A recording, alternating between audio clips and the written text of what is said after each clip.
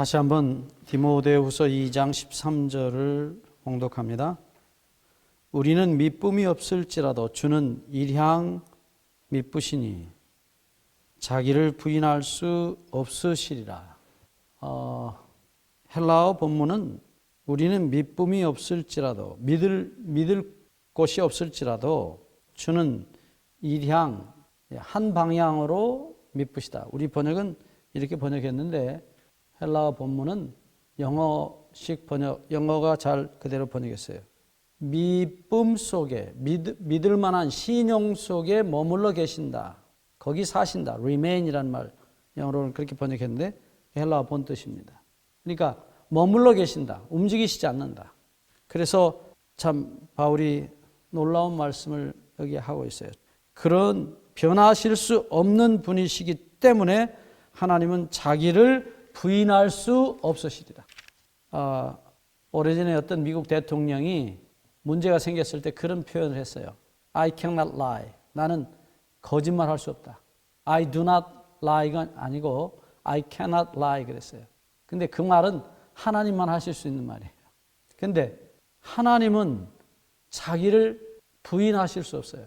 다시 말하면 하나님은 그 본인 자신이 믿음이시기 때문에 믿음 그 자체이시기 때문에 변할 수가 없는 분이에요. 하나님의 존재가 없어지면 몰라도 하나님은 변하실 수 없는 분입니다.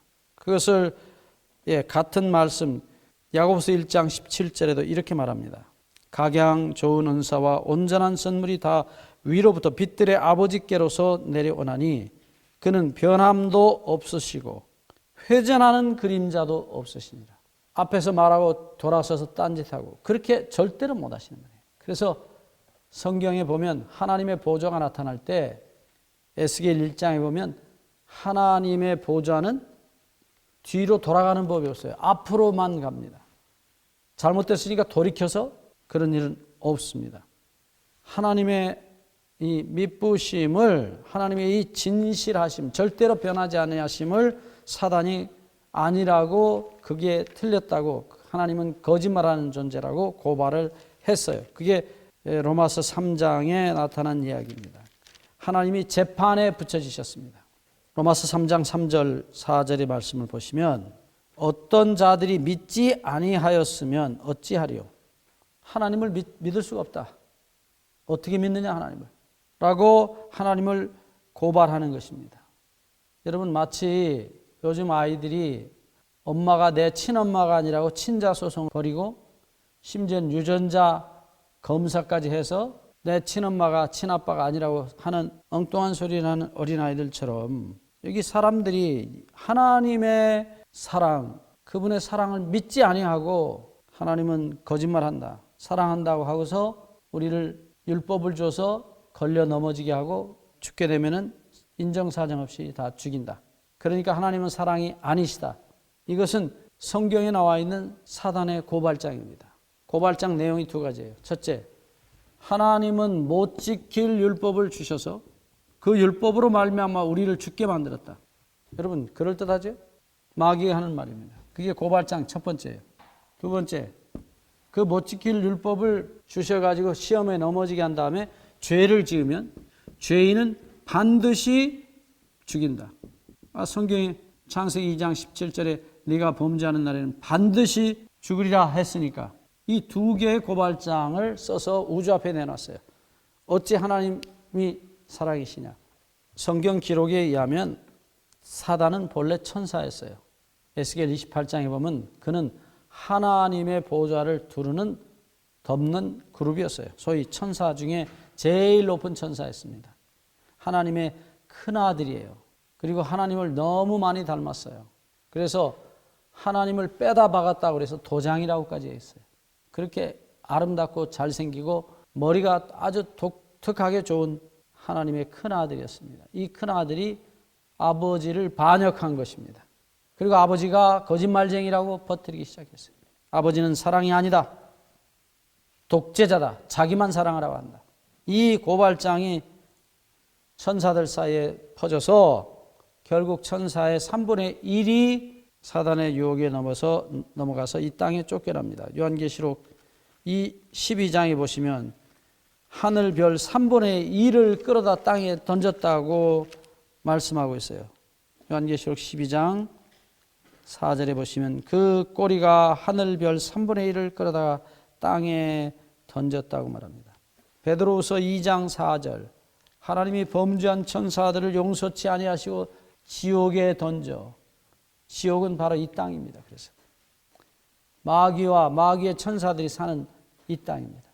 지옥은 땅 밑에 어디 있는 게 아닙니다. 어디가 지옥일까요? 좀 더 구체적으로 에베소서 2장 1절 이하에 보면 불순종하는 자들의 마음속에 사단이 살고 있다고 말합니다.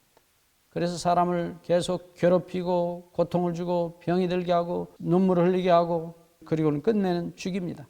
그는 요한복음 8장 44절의 말씀대로 예수님이 말씀하신 대로 그는 처음부터 살인한 자예요.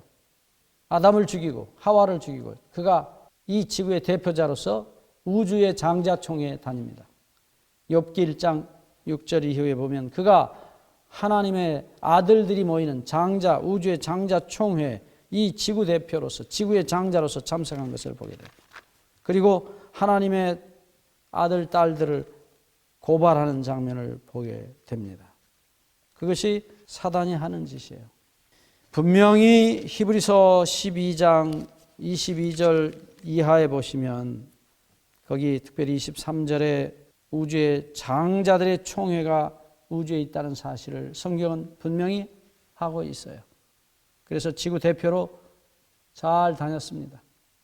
그러다가 예수님이 십자가에 돌아가시던 때 그 바로 주님께서 요한복음 19장 30절에 다 이루었다라고 인간의 죄값을 다 갚으신 때로부터 사단은 더 이상 이 지구의 대표가 아닙니다.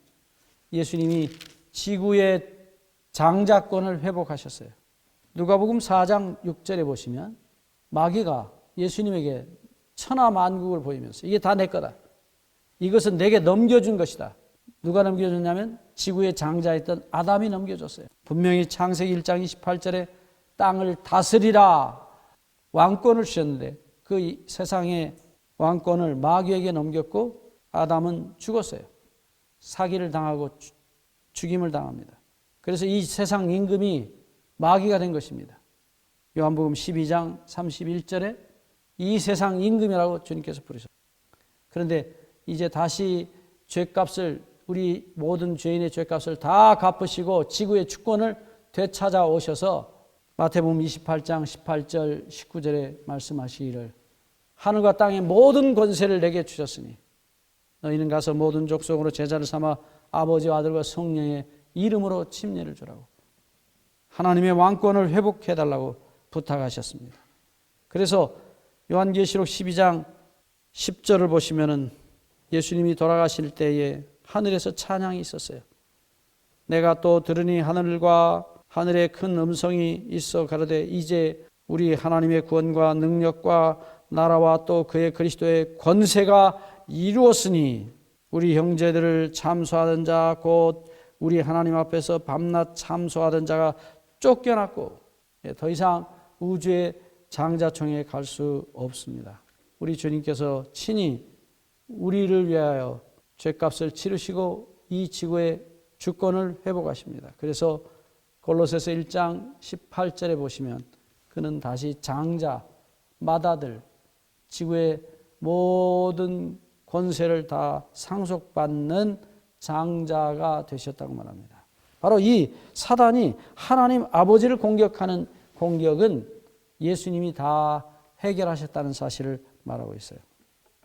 여기서 이 두 가지 사단이 내놓은 이 공개적인 고발장에 의해서 예수님은 이 땅에 오셔서 마태복음 5장 17절 18절에 내가 율법이나 선지자라 폐하러 온 것이 아니고 율법을 완성시키러 왔다. 내가 율법이 요구하는 모든 율법을 다 지키고 사랑을 실천해서 사랑을 완성하겠다. 완성했다고 말씀하십니다. 그것이 마태복음 22장 37절로 40절을 십자가에서 주님께서 마지막으로 이루신 장면입니다. 마음을 다하고 목숨을 다하고 뜻을 다하여 주 너의 하나님을 사랑하라. 그 계명을 당신이 직접 몸으로 완성하셨어요. 그리고 내 이웃을 내 몸처럼 사랑하라. 원수를 사랑하라는 계명 역시 십자가에서 이루십니다. 원수를 용서하시고 가십니다. 아버지여 저희를 용서해 주옵소서. 누가복음 23장 34절. 그래서 이 하나님의 계명을 율법을 완성하십니다. 율법을 지킬 수 없다. 율법을 주님께서 지키셨어요. 완성하셨어요. 그것은 하나님께 전적으로 자기를 믿음으로 맡겨서 하나님의 능력에 의해서 율법을 완성하십니다. 요한복음 14장 10절에서 내 속에서 아버지가 살아서 움직이신다. 아버지께 모든 걸 맡기는 믿음으로 율법을, 사랑을 완성하십니다. 자기 힘으로가 아니라 하나님의 능력으로요. 동시에 죄인은 반드시 죽인다. 예, 죄인 대신 돌아가셔서 죄인을 완전히 용서하십니다. 네, 주님께서 분명히 말씀하시기를 마가복음 2장 10절에서 내가 땅에서 죄를 사하는 권세를 가진 것을 너희로 알게 하려 함이라. 여러분, 예수님이 어떻게 죄를 용서하십니까? 그것은 당신이 우리의 죄를 지시고 돌아가셔서 죄를 완전히 용서해 놓으셨기 때문에 이제 용서라는 물건은 예수님 손에 있는 것입니다. 그래서 그 용서하는 심판을 하시겠다고 말씀하십니다. 예수 그리스도 안에서 심판이라는 단어는 용서라는 단어로 바뀌었어요. 용서의 심판으로 바뀌어 있습니다. 그것을 통해서 하나님이 고발당하신 이 고발에 대해서 로마서 3장 25, 26절에 하나님이 자기 아들의 죽음을 통해서 십자가를 통해서 대답을 하셨어요. 그 고발장에 대한 대답을 통해서 하나님은 의로우시다는 것을 온 우주 앞에 드러내셨어요. 이게 하나님이 당하신 심판의 결과입니다. 그래서 이제 우주를, 이 지구를 심판할 수 있는 그 권위를 다시 회복하십니다. 하나님은 미쁘십니다. 절대로 변하지 않으십니다.